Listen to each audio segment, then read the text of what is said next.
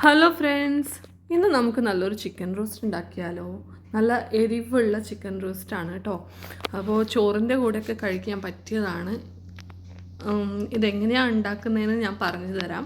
അതിന് മുമ്പായിട്ട് ഈ ചാനൽ ഇതുവരെ സബ്സ്ക്രൈബ് ചെയ്യാത്തവരുണ്ടെങ്കിൽ സബ്സ്ക്രൈബ് ചെയ്യുക, ലൈക്കും കമൻറ്റും ചെയ്യുക ഈ വീഡിയോ.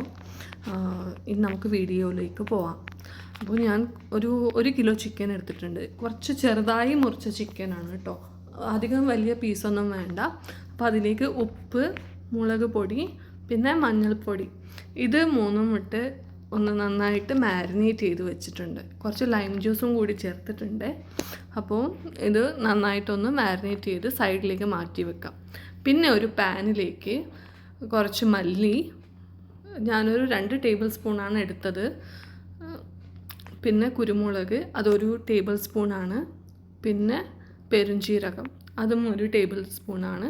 പിന്നെ കുറച്ച് കറിവേപ്പില, ഞാനൊരു 2 തണ്ട് കറിവേപ്പിലയാണ് എടുത്തത്.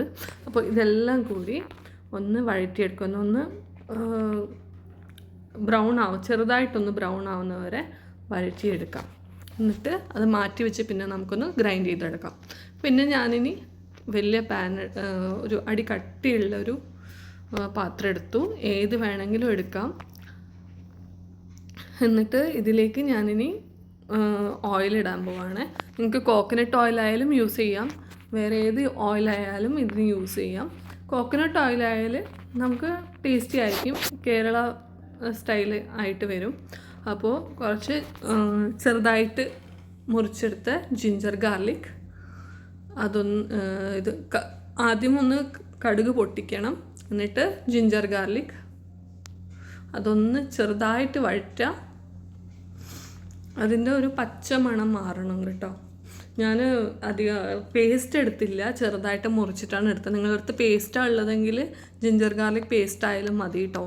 അപ്പോൾ ഇത്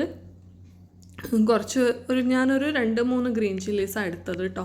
അതൊന്ന് ചെറുതായിട്ട് സ്ലിറ്റ് ചെയ്തിട്ട് എടുത്തു. പിന്നെ കുറച്ച് കറിവേപ്പില, അതും കൂടി ഇതിലേക്ക് ചേർത്ത് ഇതൊന്ന് നന്നായിട്ട് വഴറ്റുക. അപ്പോൾ ഇതൊന്നും കളറൊക്കെ മാറി വരുമ്പോൾ ഇതിലേക്ക് നമ്മൾ മാരിനേറ്റ് ചെയ്ത് വെച്ച ചിക്കൻ ഉണ്ടല്ലോ, അതും കൂടി ചേർത്തിട്ട് ഒന്ന് മിക്സ് ചെയ്ത് കൊടുക്കുക.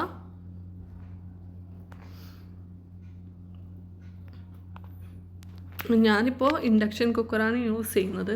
പക്ഷേ നിങ്ങൾ ഗ്യാസാണ് യൂസ് ചെയ്യുന്നത്, ഗ്യാസ് സ്റ്റവ് ആണ് യൂസ് ചെയ്യുന്നതെങ്കിൽ അടിയിൽ പിടിക്കാതെ നോക്കണം കേട്ടോ. അപ്പോൾ ഈ ചിക്കനിൽ നമുക്ക് അധികം വെള്ളം ചേർക്കേണ്ട ആവശ്യമില്ല. ചിക്കനിൽ നമ്മൾ വേവിക്കുമ്പോൾ അത്യാവശ്യം വെള്ളമൊക്കെ ഉണ്ടാവും. അപ്പോൾ ഇത് എപ്പോഴും നമ്മൾ ചിക്കൻ വേവിക്കുമ്പോൾ അടച്ച് വെച്ചിട്ട് വേണം വേവിക്കാൻ. അപ്പോൾ ഞാനിനി ഇത് വേവിക്കാൻ പോവാണ്. ഇതിലേക്ക് ഞാനൊരു 1/4 കപ്പ് വെള്ളം ഇതിലേക്ക് ചേർത്തിട്ടുണ്ട്. ആക്ച്വലി വേണ്ട, എന്നാലും കുറച്ചൊരു 1/4 കപ്പ് വെള്ളം ഞാൻ ചേർത്ത് അടച്ച് വെച്ചിട്ട് 20 മിനിറ്റ് വേണം നമുക്ക് വേവിക്കാൻ. അപ്പോൾ ഓരോ 5 മിനിറ്റ് കൂടുമ്പോഴും ഇത് തുറന്ന് നമ്മൾ ഒന്ന് ഇളക്കി നോക്കണം,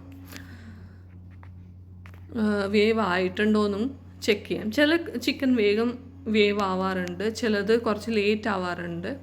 അപ്പോൾ ഇനി ഞാൻ ചെയ്യാൻ പോകുന്നത്, ഞാൻ കുറച്ച് ചില്ലി ഫ്ലേക്സ് മാറ്റി വെച്ചിട്ടുണ്ടായിരുന്നു. ആ ചില്ലി ഫ്ലേക്സ് ഇതിലേക്ക് ചേർക്കുക. ഇത് ഏകദേശം ഒരു ടേബിൾ സ്പൂൺ ഉണ്ട് കേട്ടോ.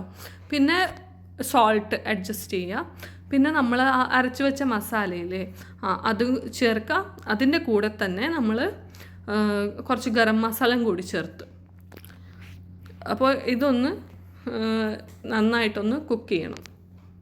പിന്നെ കുറച്ച് സ്ലൈസ് ചെയ്ത ഓണിയൻസാണ്, ഒരു 4 ഓണിയൻസ് ഞാൻ എടുത്തിട്ടുണ്ട്. അതും കൂടി ഇതിലേക്ക് ചേർക്കണം. എന്നിട്ട് കുക്ക് ചെയ്യണം.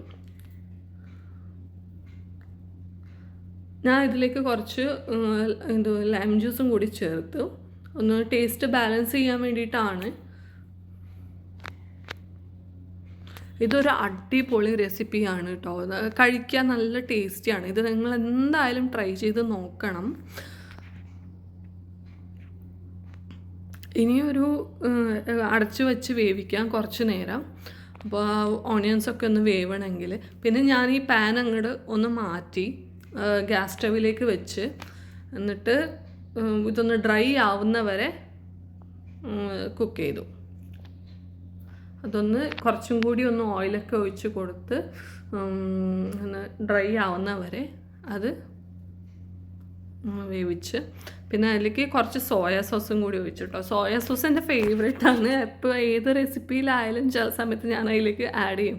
ഇപ്പോൾ ഫിഷ് ഫ്രൈയിലേക്ക് ആയാലും ഞാൻ അതിൽ ആഡ് ചെയ്യാറുണ്ട് മാരിനേറ്റ് ചെയ്യുമ്പോൾ. അപ്പോൾ ഇത് കുറച്ച് കറിവേപ്പിലയും കൂടി വിതറി കൊടുത്ത് ഇതിപ്പോൾ നല്ലൊരു ഇത് വരുന്നുണ്ട്, ഫ്രാഗ്രൻസ് വരുന്നുണ്ട്. മീൻസ് കുട്ടികളിപ്പോൾ വരാൻ തുടങ്ങി. മീൻസ് എന്താ കഴിക്കാനായോ, ഇപ്പോൾ വിശക്കുന്നു എന്ന് പറഞ്ഞിട്ട് മക്കളൊക്കെ ഓൾറെഡി വന്ന്. ഇത് അധികം അടിയിൽ പിടിക്കുന്നവരെ കുക്ക് ചെയ്യേണ്ട കാര്യമില്ല. ഞാൻ ജസ്റ്റ് അങ്ങനെ ചെയ്യുന്നതേ ഉള്ളൂ. ഇവിടെ എല്ലാവർക്കും അങ്ങനെ ഇഷ്ടമാണ്. കുറച്ച് നല്ലോണം കുക്കായാലും എല്ലാവർക്കും ഇവിടെ ഇഷ്ടമാണ്. അപ്പോൾ ഈ നമ്മൾ സോയ സോസൊക്കെ ചേർത്തുകൊണ്ട് അതിൻ്റെ കളറൊന്ന് മാറി വരുന്നുണ്ട്. പിന്നെ പെപ്പർ പൗഡർ ഇനി ആവശ്യമുണ്ടെങ്കിൽ നമുക്ക് ചേർക്കാം കേട്ടോ. പെപ്പർ പൗഡർ ഇതിലേക്ക് ചേർക്കാം, അവസാനമായിട്ട് ഒന്ന് ചേർത്ത് കൊടുക്കാം. അപ്പോൾ ഇത് റെഡി ആയിട്ടുണ്ട്. ഈ റെസിപ്പി നിങ്ങൾക്ക് ഇഷ്ടമായെങ്കിൽ ലൈക്കും കമൻറ്റും സബ്സ്ക്രൈബും ചെയ്യുക. നിങ്ങളെ ഫ്രണ്ട്സിനും ഈ വീഡിയോ ഷെയർ ചെയ്ത് കൊടുക്കുക. Thank you.